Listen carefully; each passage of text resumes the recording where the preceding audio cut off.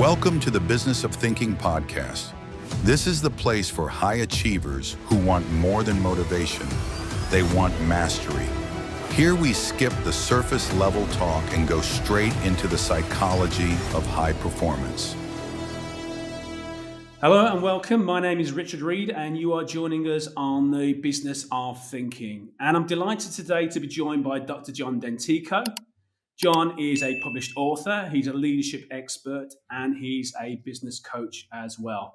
And John has got a wealth of information, including lots of information around running a podcast. He's been very generous in helping me to build this podcast with his information and wisdom. John, welcome.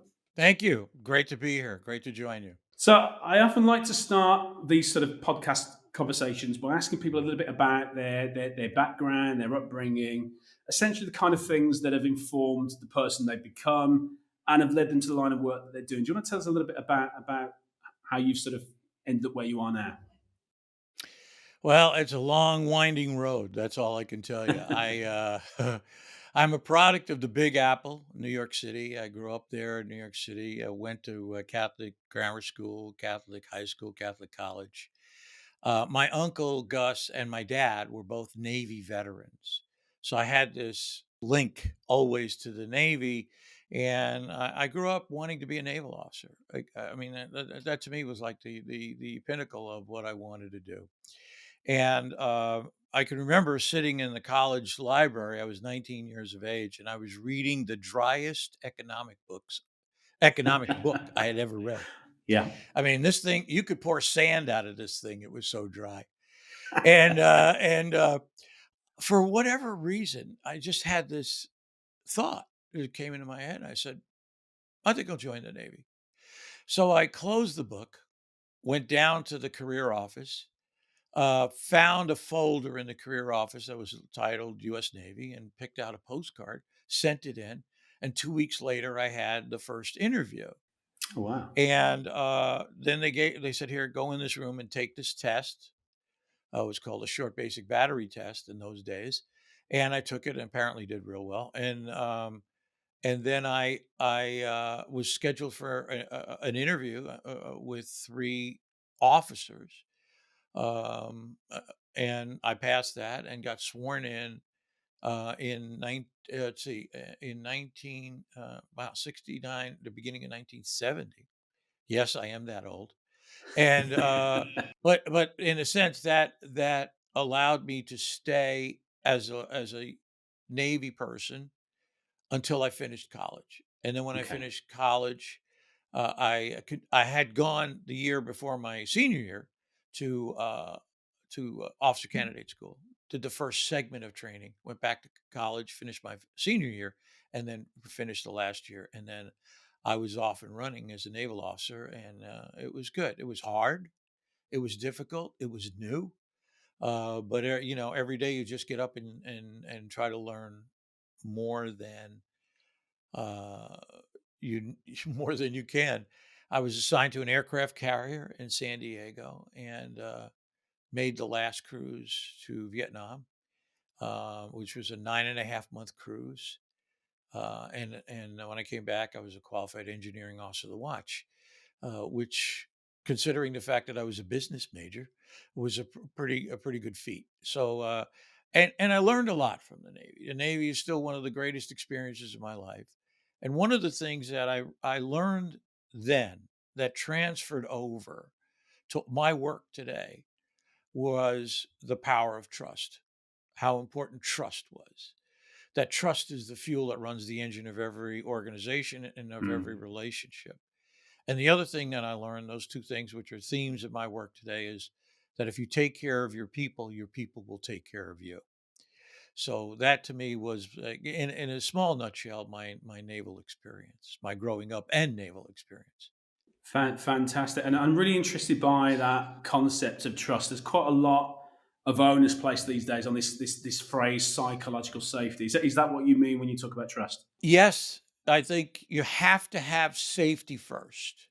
Safety in today's world, in the business world, safe to say what you want to say, safe to point out a problem if there's a problem, rather than just saying, I'm not going to raise that. I'm not going to talk about that. Everyone's worried about the quote unquote the boss coming down on them when they tell them some bad news. But that's the boss's job. Bad news. That's your job, because then you have to go off and figure out how are we going to approach this? How are we going to fix this? So that's sort of my take on trust. The other thing I want to mention, which I think when it's relative to trust, are two more principles. Number one, if you and I sat here, Richard, all day and talked about trust, we would never build any trust. Trust is a byproduct of action and engagement. So true, isn't it? You've got to give something to get that trust and feel that trust. Yeah. Yeah. I mean, for example, if you said to me, John, have this report on my desk 10 o'clock on Monday morning, and I walked into your office with the report at 9:45 and said, here, Richard, here's a report. And you said, yeah, it looks great. You and I have built a little trust. That was the action. Trust happens as a byproduct. The second thing about trust, and a lot of people miss this, is that I like to think more of mutual trust, of the mutuality of trust. So let me try to explain it from my perspective. We all know that leaders want to trust the people that work with them. Sure. And the people want to trust the leader. Great. Okay. But what really has to happen, Richard, is that people in a group, for example, have to trust one another. Because if they don't trust one another, you have someone pulling down the group. There is a low point in the group. I refer to it as the car battery problem. And Okay. that what that means is, you have 6 cells in a car battery. If one of those cells is weak, the battery is only as strong as the weakest cell. So true. So you Yeah. have to go and if you have someone who lacks trust, or there's a problem, an issue, that has to be addressed, or else the group cannot maintain its level of industry and productivity. So for me, mutual trust is absolutely vital. Yeah, fully agree with that. And what's your take on the best way to build that? If there are people listening to this thinking, "Well, I'm not sure we've got that," what would be your advice on how you start to build that? Do what you say and say what you do. So being consistent Is and being authentic. consistency matters. And don't just be there to give people or to the good news. Give them the bad news too. It's all encompassing. That if So you true, can't isn't it? because that's all about honesty and integrity, which flows into trust, right? If something bad is happening in the organization and you go down and say, listen, something is coming and it's not very good, but I want to be really clear and honest with you. I want you to know what's coming, rather than hiding and waiting for the last 2 minutes and then telling people. And then they come to you and say, what? Why didn't you tell us? Why didn't you let us know? No, you got to be the person that is there for good and for bad.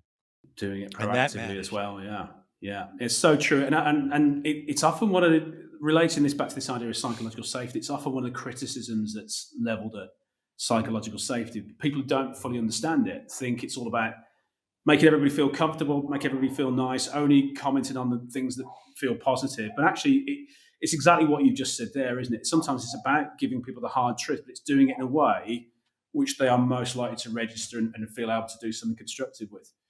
So it's exactly the same principle. It's that balance, whether it's positive or negative. Agreed. And the other thing too is when you tell people bad news, then you can sit back and say, okay, this is how I think we should handle it. Or more from a collaborative perspective, you could say, let's get together and figure out how we think we might handle this together. I mean, people want to be part of something like that in my mind. They'll say, yeah, it's terrible news, but we actually may develop an action plan, a way for us to maneuver through this, given the circumstances and different things like that. Yeah, I think that's a great suggestion. I think collaboration is so important because people want to feel engaged. They want to feel like they've got a degree of autonomy, even in difficult situations. And I think for me, working with lots of people going through change that is maybe being imposed on them, that's one of the great triggers for people. Is actually I don't feel like I've got any say in this or any visibility on what's happening. So when we can engage people, it's so important. And even if they don't have their own ideas, if they feel they've got the potential to have input, often it means that they go into what we're suggesting with more gusto and more enthusiasm. And I would add this. I've had many conversations on my own podcast with people, and we talk about this concept of, the leaders of yesteryear were people who had to know. They had to have the answers. And that's what we hired them. You have the answers, fill this, help us. But we live in a world today, especially with the burgeoning AI world, this monster that is just absolutely taking over, seemingly taking over everything. That now leaders today have to embrace doubt and ambiguity. That it shifts so fast. Before we started recording, I was talking to you about podcasts I'd done some time ago, and how that podcast information now is a bit time late, because 2 or 3 months, 2 months or 2.5 months have passed, and things change so quickly. So we're in a world now where we have to embrace doubt and ambiguity. And I'm sure people are running around a room right now after having me said that, going, oh my God, this guy is truly crazy. But here's the beauty. Here's the beauty of it.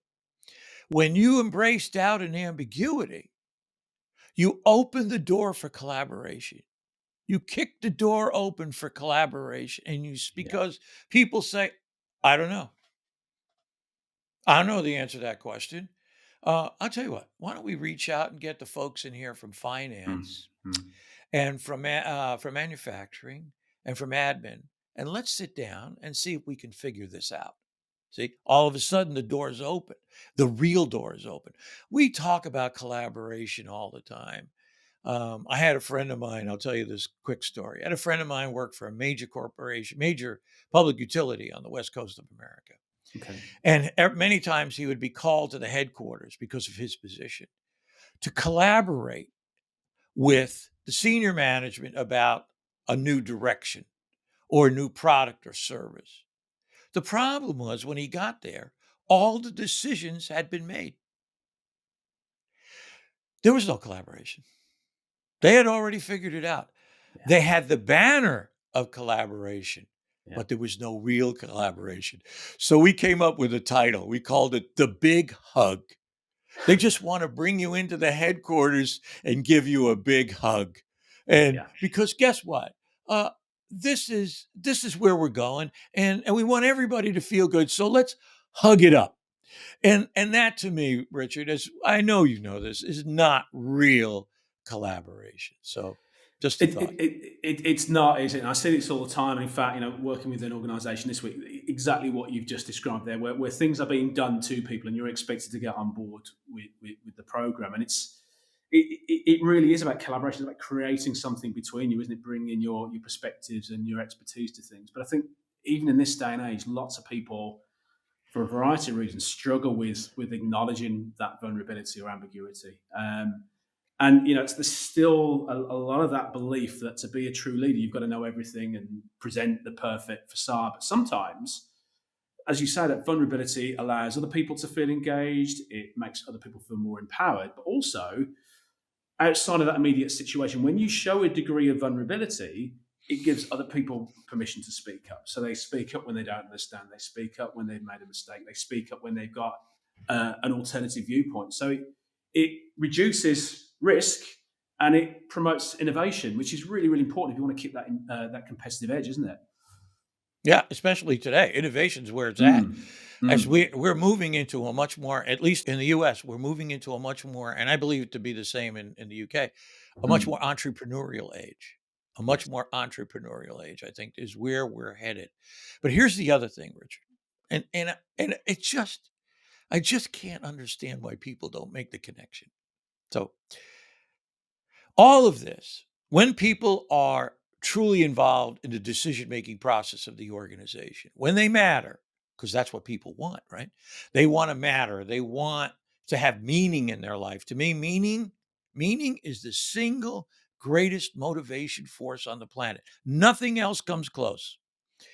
So when people are having things done to them, as opposed to being fully on collaborative partners, we're stymied by why organizations bitterly complain about things like employee engagement, right?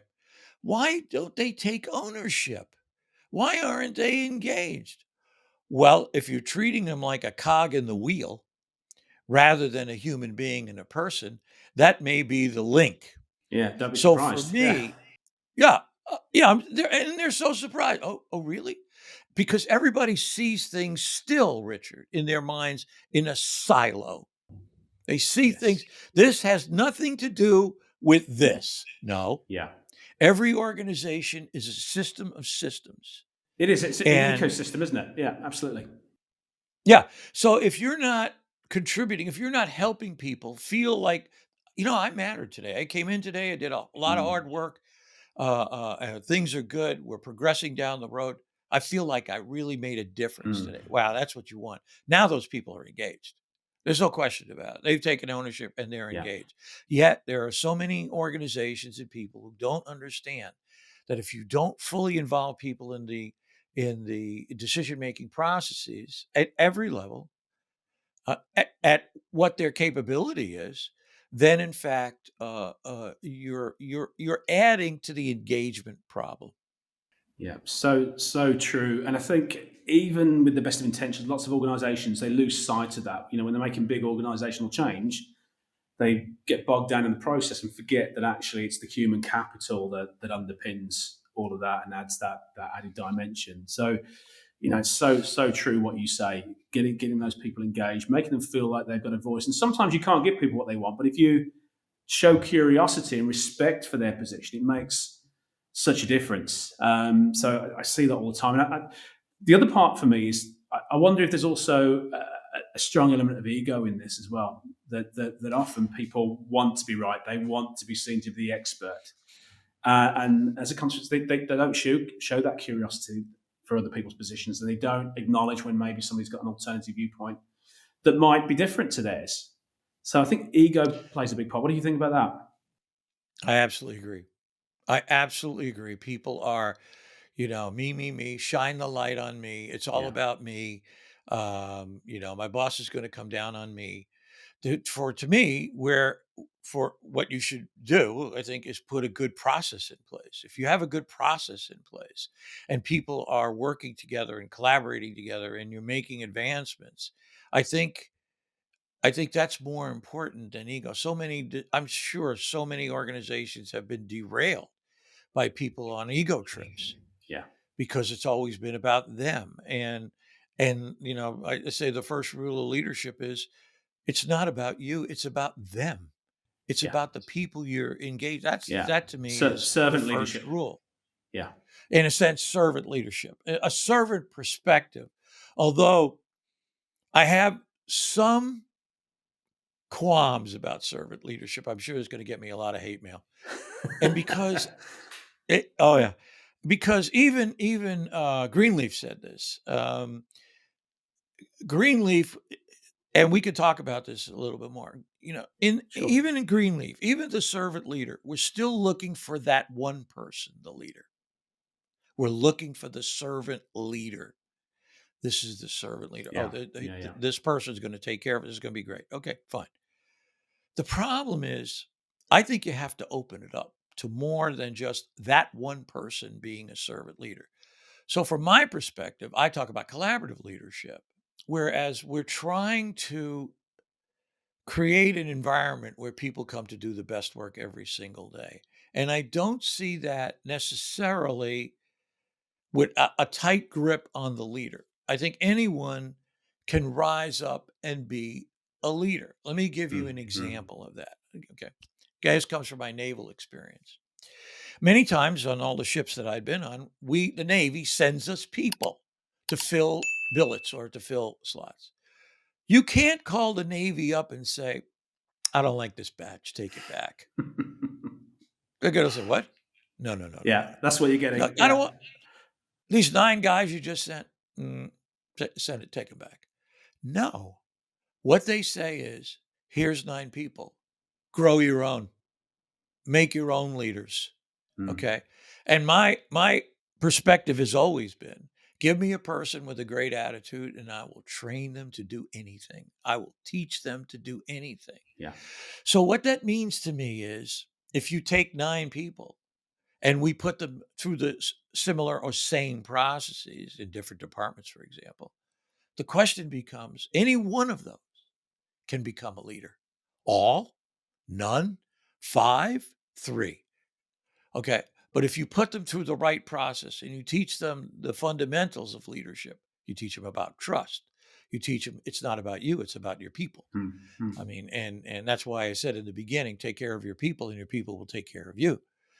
And then all of a sudden it opens the leadership door open. It says, anyone can, you want to take a shot at this? You want to be a leader? Fine. So I'm not the one always looking for the perfect leader, that person. I'm looking for the ability to see leadership as a process of taking people and working together in a collaborative environment. My catchphrase, John Dentico's catchphrase is, leadership is what people do together. I And like that. and for me, I make a differentiation, Richard, I'll kick it back to you in a minute. For me, I make a differentiation between leader development and leadership practice in action. 95% of what we do in leadership development is in trying to make a person somewhat perfect.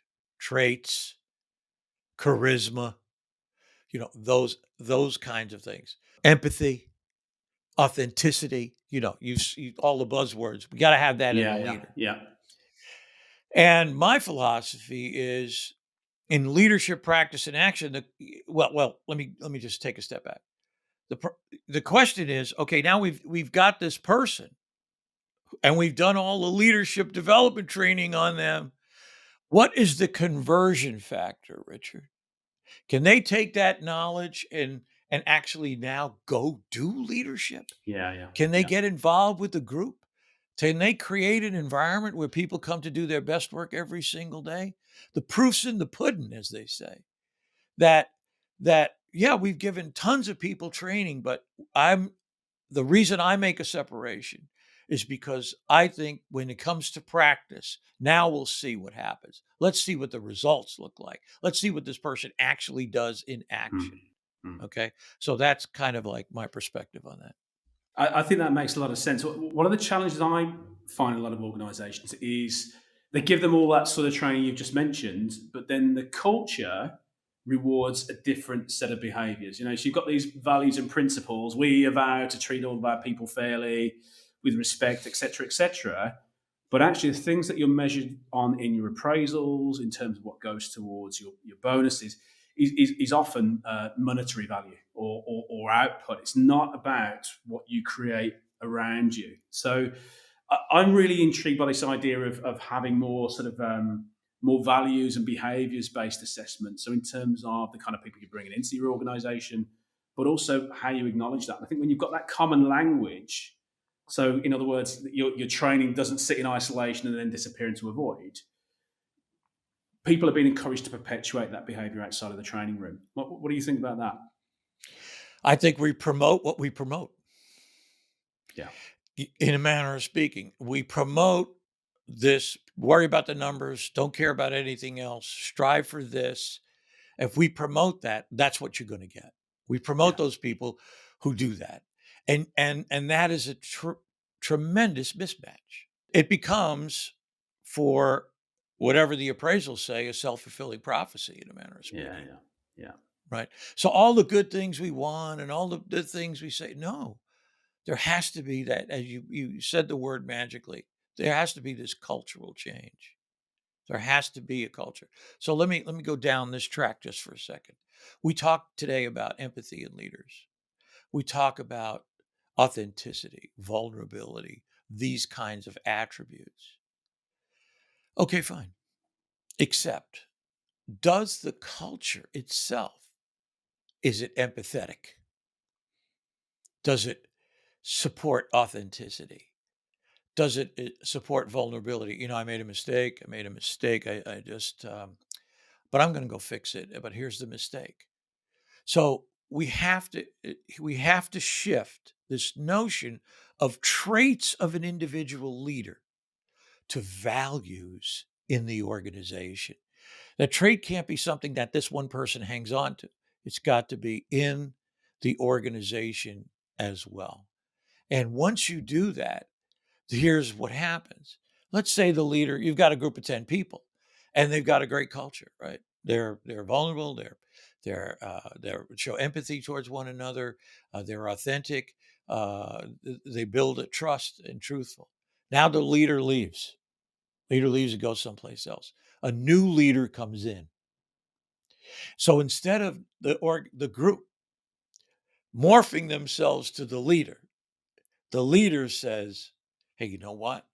These folks are large and in charge, as they like to say. They are doing a great job here, and I need to learn their system and become part of the system, become part of their culture, so I can get things done." Now, sure, there may be changes you want to make, but they become more subtle changes, if you will, or changes that have you guys thought about doing it this way? This might save us some time.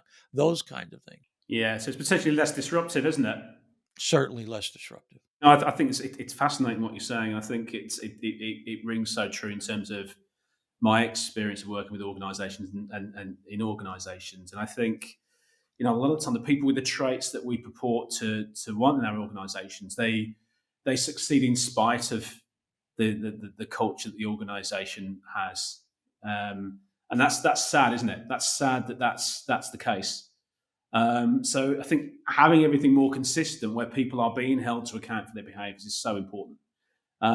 Because otherwise, you get it at different levels, don't you? If you're a senior person, if you're not held accountable for your behaviours, you might bring lots of money into the organisation, but actually your behaviour might be horrendous. And I've certainly seen that in organisations. So even holding those people to account, even the big fee earners, is really, really important.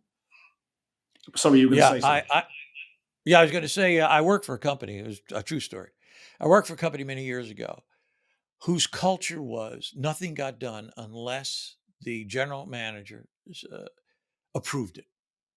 So you've got a Okay, bottleneck. but so he was a staunch controller. Hmm.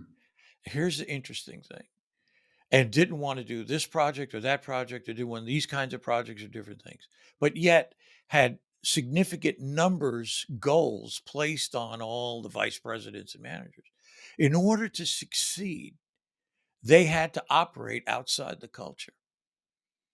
They had to operate in a way that they could make their numbers and somehow find a way to tell the super manager, "Oh yeah, we're adhering to the rules. We're doing what you want us to do, but we can't make in their minds we can't make the numbers unless we go do this other thing that you don't want us to do." That's stressful. So they operate. It's well, yeah, it made everybody crazy, Yeah. and we would compete, and different divisions would compete against other divisions as though they were a different company. Okay. And it was so frustrating. So what I found, and it's true today, is I had built relationships with people in the different divisions so I could operate with them. We could tell each other the truth. Yeah. No matter what anybody else said, we were very honest and we tried to help each other. And many times I'd have one of the vice presidents come down to me and say, "Why are you helping those guys?" I said, "Because it matters. It matters it matters to me and it matters to them." And there was this constant tug of war. So how good can a company get if this is the way you are doing business? I mean, you're fighting each other. But Yeah. I helped them and they helped me to Yeah. make, goals or to do things. And it was just so very, very frustrating. Yeah, and it takes courage to do what you did there and step outside the expectations. And when you've got somebody senior picking you up on the behaviour, it makes it incredibly difficult, doesn't it? Then actually Yeah. they're And challenging the behaviour. Yeah. right. And the reason they didn't want to cooperate is because their end of year bonuses was This is it. dependent on This is who it. was in first place, second place, third Mm. place, and fourth place in terms of their divisions. Yeah. Yeah. So they were eating themselves alive. Thank goodness they've been bought 3 times by different companies. And that person that did that is no longer there. So they're part of another larger organization. And I pray that many things have changed there. Yeah, but it's very very common for that to happen, isn't it? To have almost sort of these sort of league tables where you're competing with people for bonuses, and as you say, it's quite short termist in terms of what it achieves. Yeah. But it still prevails in many areas today. Yeah, And the effect it has on people is very stressful, yeah, overwhelming. People leave. I can't live like this. I can't do yeah. this anymore. One of the things I found in my research and talking to the many, many podcast guests that I've had, like yourself, Richard, across the world. I mean, I've been blessed. Is and no one has said this is not true. No one has said no, that you're wrong. Then after COVID, one of the things people are recognizing now is we want more than a paycheck. And the number one thing people are looking for, Richard, is values alignment. I want to make sure my values are in alignment with the company's, and the company's values are in alignment with mine. And why, for me, a concise, punchy, if you will, mission statement is so important. Within those one sentence, you have to capture the essence of the company and its values so that people can look at it and go, yeah, I want to do that. I want to be with those guys. Yeah. I want to work for those people. They connect with my values. And that doesn't happen every time. I mean, people will come along and their value system may be very different. Fine. It's okay. You just don't belong here. You belong someplace else. We wish you the best. Fine. I don't have any problem with that at all. But when you have a value system that speaks volumes in a one sentence, and someone walks in the door and says, this matters, this makes sense to me, this matters to me, this is who I am, then I want to be part of this. I'll sweep floors to get into this company and show them what I can do because this company, this organization speaks to my heart and to my soul. Yeah, so straight away they're more engaged, and it becomes a bit more of a self-selecting process, doesn't it? Actually, you're filtering a lot of these people out before they even get through the door. Right, right. It saves you a lot of time, a lot of money. I believe that there are not many companies who realize this. Values alignment has to be upfront and personal. It has to be right there. For me, I call it the galvanizing spirit of an organization. This is what pulls us all together and makes us work together to move ahead. I mean, I'll give you an example. Some people may not like this, but every time a major missile or rocket is launched by SpaceX, one of the things they do is, and I believe this to be absolutely genuine, is they have a camera shine on the thousands of people who are watching this space event, cheering, clamoring and cheering and smiling and raising their hands and pumping their fists. And you have to ask yourself, do these people feel engaged? Do these people kind of get a sense of that they're a part of something important? Mm, mm. And whether or not you like Elon Musk or not, that's not the problem, not the issue here. The issue is those folks are engaged. They're on board. They're joyous at the work that they do. God, wouldn't it be great if we could do that with more companies? Yeah, absolutely. So it's not just about engagement, is it? It's also about resilience. If when an organisation is going through a difficult time, or you're going through a difficult time as an individual, when you can see the value in what you're doing, you're more likely to keep going, aren't you, and work through it. And I know, in some ways, this ties in with one of the books that I know you like, Victor Frankl's book, Man's Search for Meaning. Do you want to say a little bit about what you've taken from that? Yeah, I read that book in 1997 and it changed my life almost 30 years ago. And I had not really peeled the onion back far enough until I got to that book. And of course, Frankl says there's 3 ways to derive meaning. I called it the source document. Number one is do something interesting. Write a book, ford a stream, climb a mountain, you know, uh, learn how to sail, whatever it might be. Learn how to play an instrument, those kinds of things. Number two is the relationships you keep. Okay, the relationships that you have, children, wives, husbands, parents, the relationships that you have. And number three is so very important. A lesson I have learned over and over again, and that is make the best of a bad situation.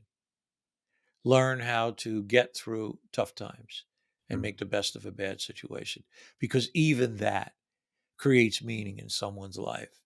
And when I got to that book, when I started reflecting on Frankl's words, I said, and that I started reflecting on it and thinking, meaning really is the most powerful motivation force on the planet.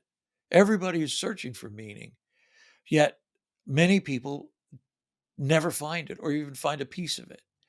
So that's where a lot of my leadership work uh, connects.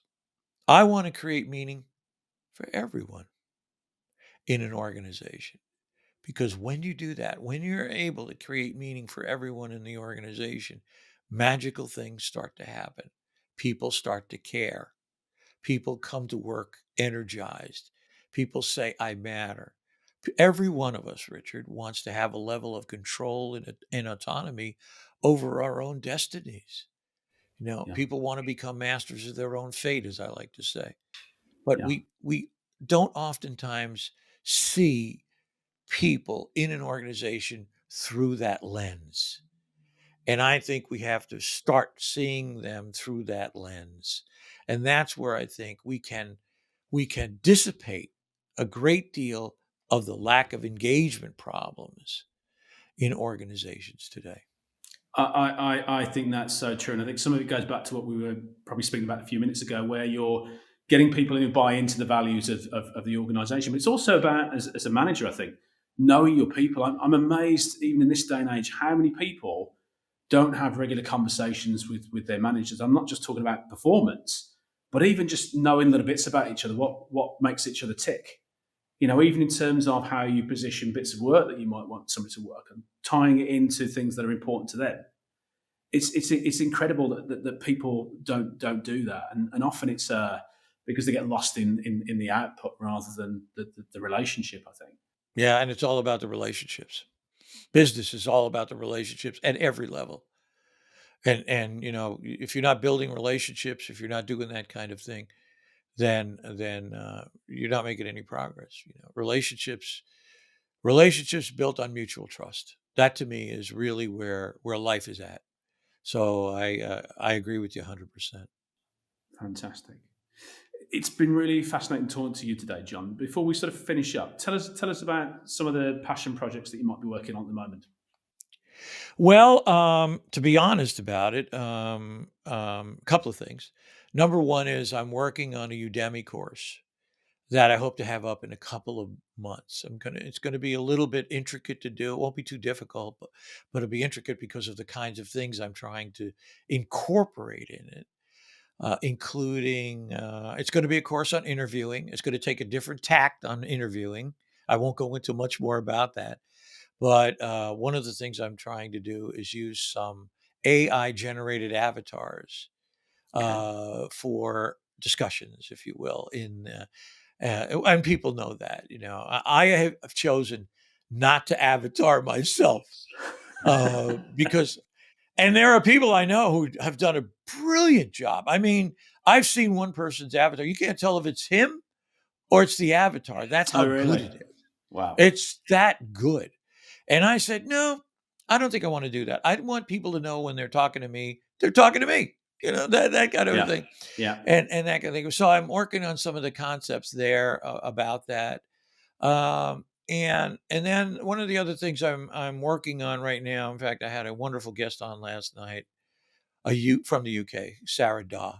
We had a wonderful conversation about fractional work. Okay. So I'm looking to shift over perhaps to some fractional work. basically as a strategy, strategic thinking, or a chief strategy officer to help organizations get their arms around the strategy. For example, my Throttle Up OS, my Throttle Up operating system, is a strategy for a world in disruption. Okay, I think many times people do this, Richard. They do this. They have a mission statement, it's pretty good, and then they go right to activities. Okay, here's a mission statement. Let's do things. And the answer is, hold on. Let's save money. Let's do good things. Over here, let's do the mission statement. Then let's figure out what the strategy is. And then once we have a strategy, then we can plan and do the activities, and then figure out at the last piece what the execution looks like. So for me, if you don't do those fundamentals, if you don't have that on the bottom, you just kind of spend money and spin your wheels. You see this a lot in AI integration, right? Okay. People are bringing AI in so fast. They want to do it, but what's the strategy that guides the AI integration? What are you really trying to do here? So that's kind of where I'm at, and I look forward to any opportunities that might come my way in that vein. Sounds really exciting. And I take your point about AI. A lot of people think it's something you just need to have. Can't sort of qualify that, but it's something you need to have. It's the latest shiny ball. So it's very easy to disappear down a rabbit hole with that one, isn't it? But it's great what you've got in the offering. I think that sounds really exciting. So I'm looking forward to hearing a lot more on that in due course. I'd love to keep connection with you and keep Please our do. conversation going. Yeah. Definitely. Any final words to leave people with, things for people to ponder after today's podcast? Any words of wisdom? The only word of wisdom I would say is see leadership as a process that involves people at every level, and make the switch in your mind that leadership is not contained in the traits of one individual, but is a implementable process in an organization. Because in the end, leadership is what people do together. And on that note, John Dentico, thank you so much for your time today. It's been an absolute pleasure. Thank you. Thank you. It's been an honor and a privilege. I appreciate it very much. This is the business of thinking. Mastery doesn't end here. See you in the next episode.